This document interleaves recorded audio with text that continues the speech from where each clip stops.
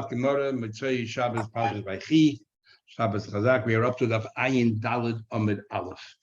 So till now we've been learning about that a man who is betrothed to a woman, he has the right to annul her Nedarim jointly with her father. Now and then, if he is married to her, then only he has the right, not the father at all. Now we're going to learn about a woman who's a Shemeres Yavam, just to drag up some of the things that we learned in Yavamas. A woman whose husband passed away childless, if there are any brothers, surviving brothers, she has, there's a mitzvah for one of them to marry her, or at least to give her a chalitza, one or the other. In the meantime, she's known as a Shemeres Yavam. She's waiting for that Yavam, like, by Yaakov, Aviv Shomer Sadavar. He is waiting. Now, during that period, is there a bond or an existing bond already between them, or there's no bond between them, but there's an obligation for them to marry each other? That's known as Zika, that bond.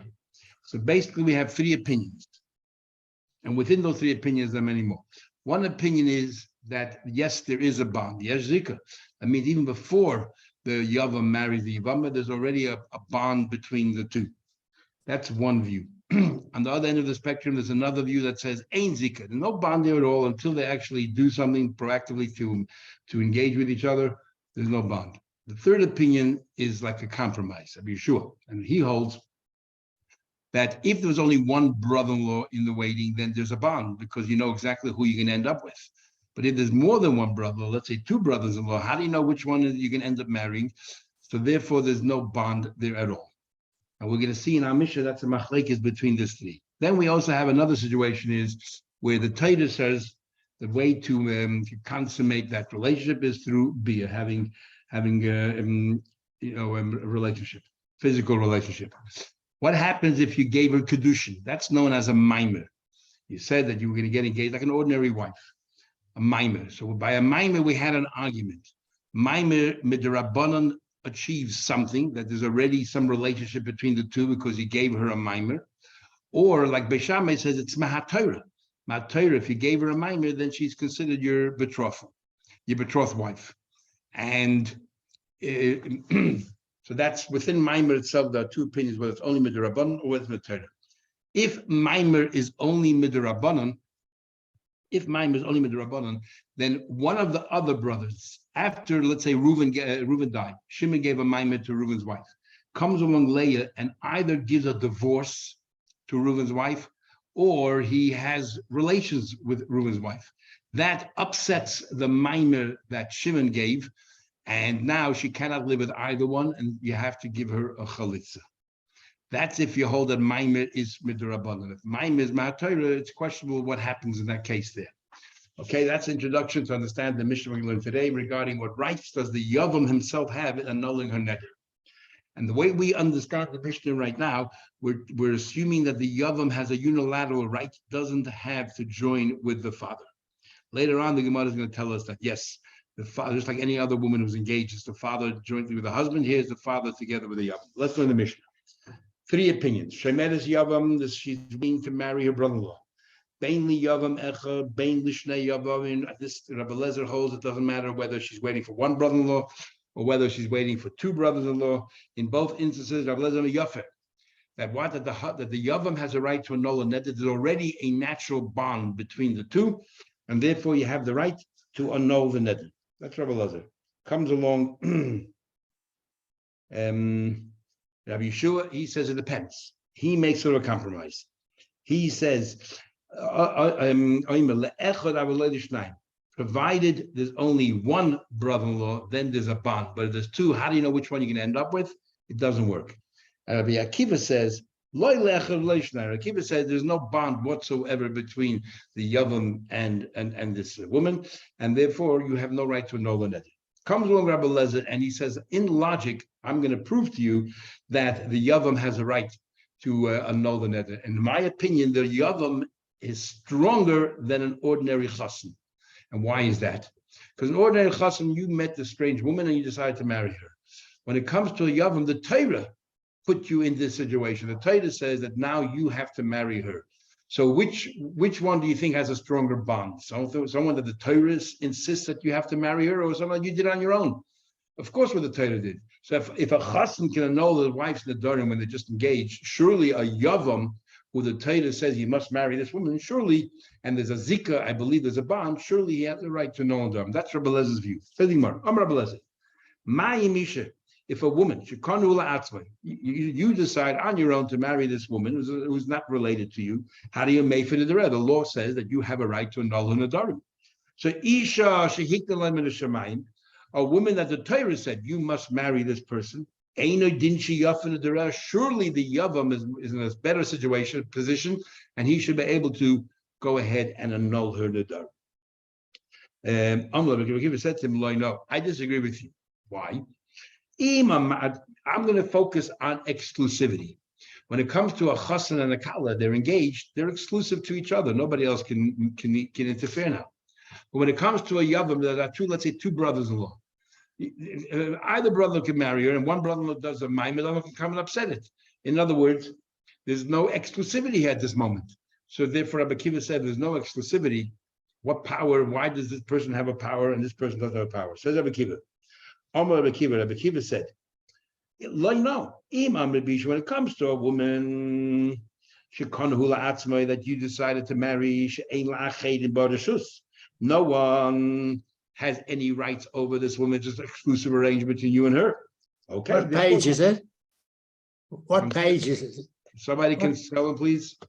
We're middle of the Mishnah 74a, but can someone tell him exactly where we're up to? 74a?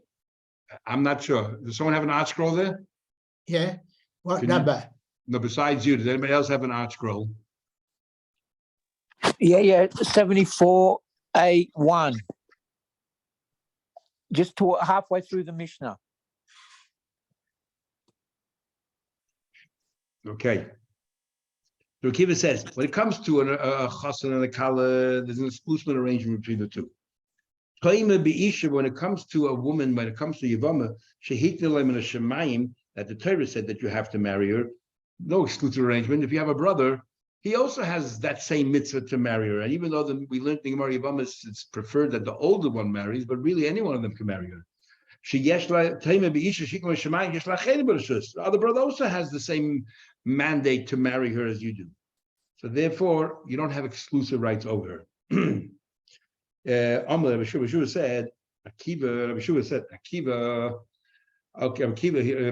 Now, Rabbi Lezer and Rabbi Shua, both of them teachers of Rabbi Akiva. Rabbi Shua said, Rabbi Akiva, you handled Rabbi Lezer very well, but you didn't answer me. What do you mean? When it comes to two brothers-in-law, you gave a good answer. How do you know which one? There's no exclusive arrangement because each one has a right or a mandate to marry this woman. In my situation, where I only say that when there's only one yavam, so obviously he has a mitzvah to marry her.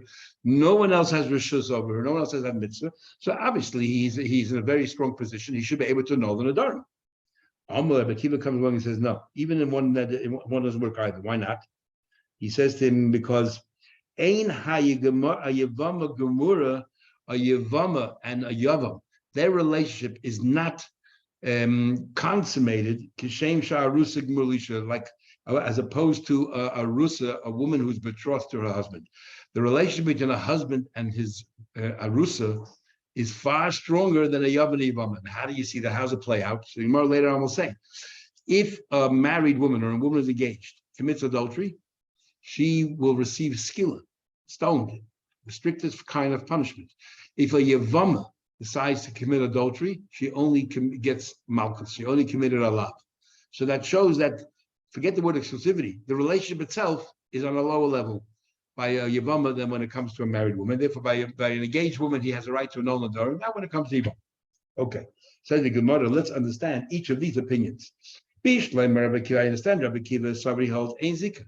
Rabbi Akiva holds, I don't believe in this bond. There's no bond whatsoever, just a mitzvah to marry, and as long as you haven't fulfilled the mitzvah, there's no bond. Why should he annul the nedarim? Okay, I understand that. But Rabbi Shua holds, yes, there is a bond. And therefore, the Torah says, it's as if they are married, and either they're like engaged, and therefore the father and him together can annul the nedarim, or it's like totally married, and only he can annul the nedarim. Fine. However, Rabbi Lezer might time, but Rabbi Lezer is difficult to understand. What's he thinking? Even if he believes that there's a bond, if there are two brothers in waiting, How do you know which one is going to marry her? Ain Breira. And you want that whoever marries her later retrospectively should be considered married. It doesn't help over here. Why doesn't it help?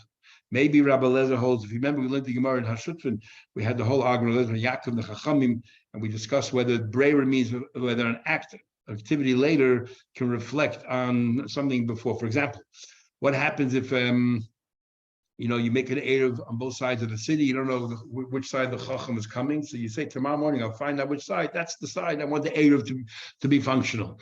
That's called Breira. But the halach is when it comes to mitzvahs in the Torah, ain't Breira. So we're assuming Rabbi Lezer does not believe in Breira. If you don't believe in Breira, so it doesn't matter if tomorrow one of the brothers-in-law will marry. But at this point, we don't know which one it'll be. So how can you know the neder? Or others say, even if you hold that yesh, even if you say Rabbi Lezer holds yesh Breira, but not when it comes to annulling a neder, because the Torah says clearly that the husband hears and he will annul. That means at the time of annulment, it has to be already clear. Does this person have the right to annul it or not? And therefore, retrospectively, what page is it on in the? We're still 74a, but I don't know. Somebody please tell them where we are. 74a in Nazir. We just started the Gemara, about 3 lines in the Gemara, on the In Nazir. in the Nedarim, not Nazir, Nedarim. We're in the Gemara in Nedarim. Nazir is the next Gemara. Okay. Amar Rabbi Ami said, so comes Rabbi Ami and he adds one more very important criteria, and that is Amar Rabbi Ami because Asaba Maimer. Not Rabbi Lezer is talking about a case here that one of the brothers went ahead and gave a Maimer, gave a ring. Now, how does that help?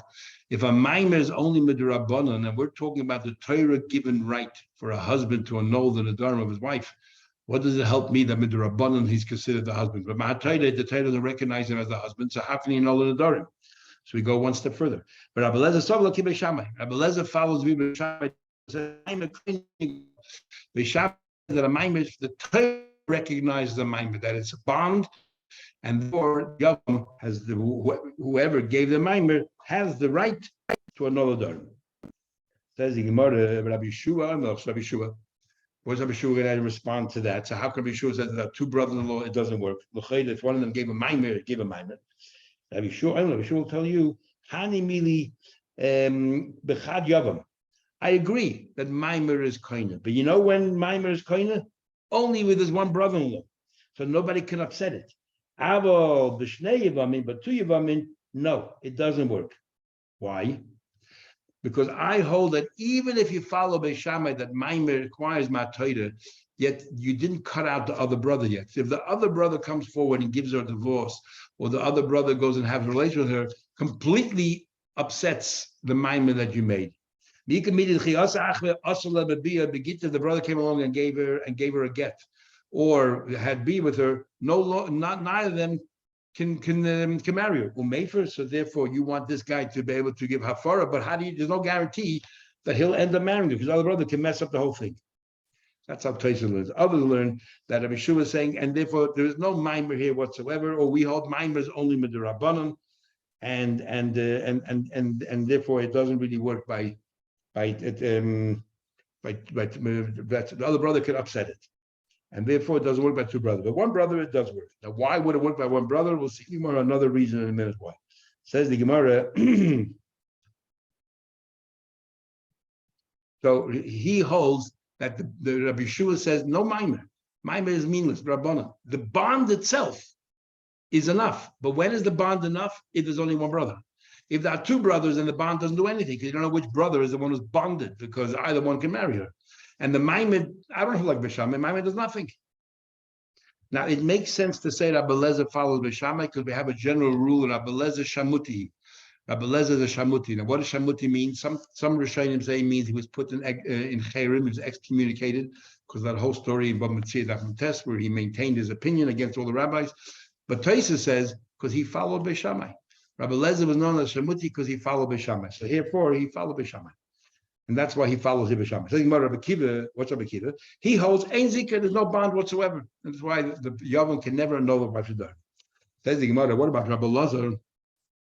Rabbi Lazar in Gemara Yevamos, just a quick reminder we learned here. Rabbi Lazar says that even according to Beishamai, that says that Maimer creates a bond from the Torah, not the way we think that it makes them husband and wife. No, what it does, or makes them chas and kala, not at all. What it does is it prevents a problem, and that is as follows. What happens? Reuben, Shimon, and Levi. Reuben married a woman who's unrelated, but Shimon and Levi both married two sisters. If both Shimon and Levi die, then Reuben does not have a mitzvah to marry either wife because he can't, in fact, because each one is considered the sister of the one that is zakuk. You know, each one, you have to marry both of them. So each one is a sister of another one that you're having a relationship with. And you cannot marry the sister of someone you're already having a relationship with. So therefore, they're both forbidden.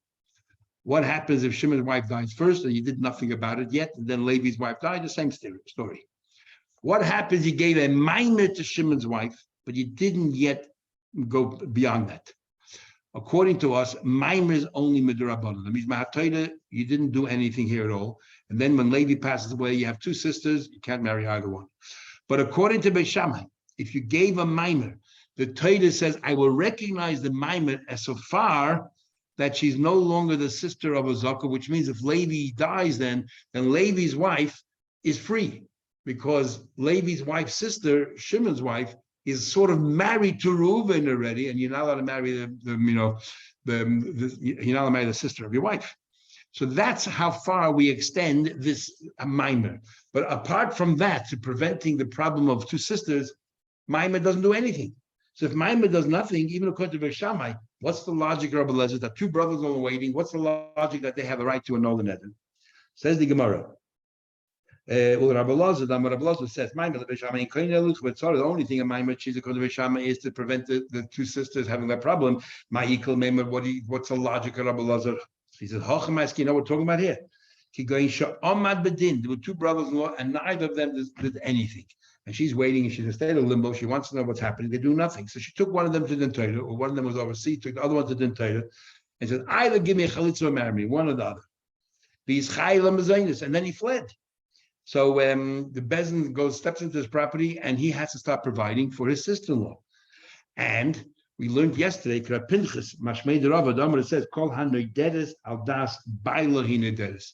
Because the only Nedarim that the husband can annul are Nedarim that have to do with their relationship, beinoi lebeino, and she wants to remain married to this person, so she doesn't want to in any way harm that relationship. So we're saying, therefore, that when she makes a neder, she thinks, even though she didn't spell it out, but she thinks as long as it doesn't harm the relationship, as long as my husband is okay with it. If my husband is not okay with it, it harms the relationship, then I don't want it to happen. So that's why Rabbi Lezer says the neder falls apart, because we're not talking about a case. Right now, we're saying we're not talking about necessarily about that he gave a minor. We're talking about an ordinary case, even though two brothers. We're talking about a case where they went to Dintayra and the Bezin Paskin that this person has to do one way or another. So now, any Nedarim from that junction onwards, any Nedarim she makes, he has a right to annul. And Rav Ami said we're talking about he made a minor. Says the Gemara. Tanan, we learned in our Mishnah. The Gemara will bring a proof to Rav Ami. It says our Mishnah. Omer Rabbi Lezer says. Rabbi Lezer said, I'll tell you a logic. An ordinary case of a husband and wife where you decide to marry a woman. How do you make for Nedarim? You have the right to cancel Nedarim. A woman that the Eibishter said you have to marry. Surely you're in a stronger position that you should be able to annul Nedarim. Now, the Eibishter, I'm asking a question about me. If you're telling me the pshat in the Mishnah is the reason why Rabbi Lezer says that even though there are two brothers-in-law, even the one brother-in-law can annul it because he gave her a minor. So what's Rabbi Lezer making a distinction between an ordinary case of a married woman or a case of Yavama when he said, because a married woman, you went ahead and you made it happen. But Yavama also, you made it happen. You told me he made a minor. It's not just a natural state of affairs that there's a bond between the two. No, you're saying here is that he went ahead and gave her a ring and he made a minor himself. No, so what's the difference? What's the Kal V'Chaim is trying to make? In both cases, you were proactively trying to strengthen that relationship. So if you're talking about a case he made a minor, then then it's not min hashemayim. You yourself strengthen this relationship. Answer the Gemara. You're right. he gave the ring. But why did he give the Yavama the ring? Why did he give the ring? Because the Torah said you have to marry her. So it's like a joint effort between the Torah and yourself. But on the other hand, when it comes to an ordinary woman, you decided to marry this particular woman. You have no reason to marry her. You decided you want to marry her, fell in love with her, and you want to marry her. So that's totally your own doing. So which is stronger? A case where the Eibishter prompted you to go ahead and marry this woman, and then you went ahead and gave her a ring. So therefore, Rabbi Eliezer says, surely in this case, you should have the capacity to annul her Nedarim. Says the Gemara, if so, Tifshay, we should resolve from, in our Mishnah, it says, Yafeh, that the Yavam can annul the Nedarim. Sounds like he does it solo, without the help of the father. So if so, Tifshay the Boy Rabba, let's resolve a question that Rabbi asked in the Gemara Yevamos, and that is as follows. Maimer lebeishame, according to Beishame, he says if he gave her Maimer, it's from the Torah. How far do we take it? Do we say it's as if they're engaged? So you still have to go through a chuppah before you consider 100% married, and then you're a get. Or you're actually married. You don't have to do a chuppah anymore. By giving a Maimer and you're a Yavama, you're already married. Tivshait, let's resolve from our Mishnah that you're totally married. How do I see that? Because if you did a maimer, all you are is engaged. What did we learn in the last few days? That a girl who's engaged, you need the help of the father, the partnership of the father and the husband to combine to annul a neder. But our Mishnah says the Yavam Yafeh does it on his own. So it must be that our Mishnah believes that she is considered married to the person. When you're married, the father is no longer in the picture. So let's resolve it. But now we learned previously, Naida Marasa, a girl who's engaged, Avia, Ubaila, her father and her husband, Mafidra, annul Nedarim. Omer of Nachman by Yitzchak, Rabbi says, when the Mishnah says Yafir in singular, Yafir b'shutfis, doesn't mean does it on his own. It means he does it in a partnership. Ayin Dal Obey is in the middle of the page. So the Mishnah is actually, no raya, you could learn that the Mishnah is talking about merely that a maimer, according to Beis Shammai, which he considers his Mahatoida, nevertheless, all it is he got engaged, and the Mishnah says Yafeh, that he knows the neder. That means his part is to know his part of the neder, and the father will do his part. So no proof one way or another. So now the Gemara is going to bring a proof to Rab Ami that when Rabbi Eliezer says that the two Yavams, nevertheless, that they have a right to annul a neder, even though we don't know which stage it is, we're talking about someone who gave a maimer, and because he gave a maimer, therefore, it's considered like Beis Shammai, it's Mahatayra, and that is why you can annul the neder. So, and I told you before, Rabbi Eliezer generally follows Beis Shammai, even though it's very difficult to understand because I never really had a good answer. The Gemara Megillah says, Rabbi Eliezer ben Hurkana says that give me credit that I never ever deviated from my rabbis. I always followed what my rabbi said. Who was Rabbi Eliezer ben Hurkana's rabbi? Rabbi Yechon ben Zakkai. Who was Rabbi Yechon ben Zakkai's rabbi? We had in Sukkah there. Was Hillel, not Shammai. So how can Rabbi Eliezer ben Hurkana follow Shammai, Shamuti, follow Shammai, when he clearly said that he only followed his teacher, and his teacher was ultimately Hillel? Don't know. Anyway, Tanya Nami Hachik Rabami. We actually learned the Bryce like Rabami. And he goes, the Bryce is more or less going to repeat the Mishnah, but add a few nuances. We'll go through quickly. Shemeres Yavam, first opinion. A woman who's in waiting to marry a brother-in-law, Bein Yavam Echad, Bein Shnei Yavamim, doesn't matter whether there's only one brother-in-law waiting or two brothers-in-law waiting, or Blezam Yafer. Either brother-in-law can be made for the neder. Why? We don't know yet. We'll soon see. So Rabbi Ami is one who said it's talking, must be, even though Yesh Zika, even though there's a bond, but with who? You don't know which one will end up with. So Rabbi Ami said because one of the brother-in-law talking about gave a maimer. That's the brother-in-law who has a right to another neder. We'll soon see. Rabbi Shua only there's one brother-in-law. Then we say there's a bond too. You don't know which one will end up with. Kiva says there's no such thing as a bond. There's just a mitzvah for them to marry each other. And Kozman, they didn't marry. There's no bond between the two. Amar Rabbi says, this is his logic. A woman, an ordinary woman, you have no connection with until you actually get engaged. And yet the din is, say, once you get engaged, she's your wife. And you can go ahead and annul the Nedarim with the father. Sorry, that's it. It completes the marriage. So Isha, a woman, a woman that you already have a bond with before you even do anything. The Torah says you have to marry her. So once she comes into your relationship, surely you should tigmer, surely that you should be able to complete the marriage and complete it, and you have rights over her. Now, what does it mean when he says once she comes? Oh, what did he do? Kolzman, you didn't get married, she's not your wife yet, you're just doing nothing. Must be you did something, and that is maimer. So we see from the word mishabos or the shusay that there was a maimer there. Give says, well, you know. Imam Rabbi Shishakano laughs, you know why you buy a woman, an ordinary wife, because it's exclusive. It's only yours, no one else has a right to get involved. Just like you had no share in her before, nobody had a share in her before either, and then once you get married, it's exclusively yours. When it comes to Yavama, just like you have a right over some others as well.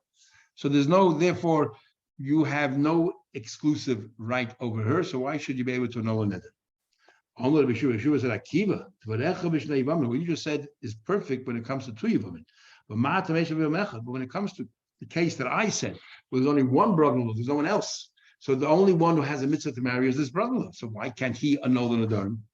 Amalei, so Akiva said, Klum, and again, he spells out a bit more than our Mishnah. Klum chilakno yavam echad vashnei yavam. You think I make a distinction between one or two yavam? Makes no difference. Number one. Number two, bein sha'asa b'maimer, bein shaloi asa b'maimer. Whether she made a maimer, we didn't make a maimer. The fact that Akiva introduces the idea that the brother-in-law gave a maimer shows that Akiva heard Rabbi Lezer, who said clearly that his din only applies to where there's a maimer. Akiva says, I don't care. Maimer, no maimer. Nothing happened because the maimer is only midrabanan, and therefore does not give you the right to annul a neder. And then Rabbi Akiva continues, and just like in other dinim, kain nedarim, the nedarim is the same thing. Just like it's regarding other dinim, they're not considered married. So too, when it comes to the normal of nedarim, a yavama and a yavam are not considered married. And the Gemara will explain in a minute what that means. So Beloshan as Abba Benazai, Benazai heard this whole discussion. He said, Chaval Alech Benazai, woe is to you Benazai, she mashed us Rabbi Akiva, he didn't serve Rabbi Akiva. Another Gemara, I think in Chulin, he says same thing about himself, why he didn't serve Rabbi Shmuel. We learned Yivam Benazai actually married Rabbi Akiva's daughter, and but didn't marry for this. They married very long. He said, Nafshi Choshka B'Teira, I have this desire to live Teira. And he was a very sharp person. In fact, he referred, according to Rashi, he referred to Rabbi Akiva Karcha, he called him the Baldy. No, he wasn't very respectful of Rabbi Akiva, and yet deep down he knew that he should have learned from Rabbi Akiva. Anyway, so the Gemara says, "My Tanya Kavos about me." Where do you see in this brayso? I already spelled out for you the two proofs, but the Gemara will spell out now. Where do you see in the brayso that Allah Gavami? The Tanya it says, "Bein she'asa ba maimer, bein she'la asa maimer." Rabbi Akiva says whether a maimer. Rabbi Akiva said, "It makes no difference whether the brother-in-law made a maimer, didn't make a maimer." Why would Rabbi Akiva even raise that issue? Because he must have heard Rabbi Lezer say that my view is only limited to a case where the brother-in-law made a maimer. Rabbi Akiva says, I don't care. Even a maimer doesn't do anything. Maimer is Rabbanon, doesn't give him the right to annul the neder. Or inami mereisha from the first part of the brayso. The Tani it says mishanichna so the shus enigmaloi when just like by a married woman. What Rabbi Lezer says, when you take a stranger that the Torah didn't even tell you to mandate you to marry her, and yet when you take her into your shus, you have the right to annul a nedarim. So surely a woman that you already have a chelik before you took her into the shus, after you took her to the shus. Now we're not talking about you married her because then just an ordinary wife.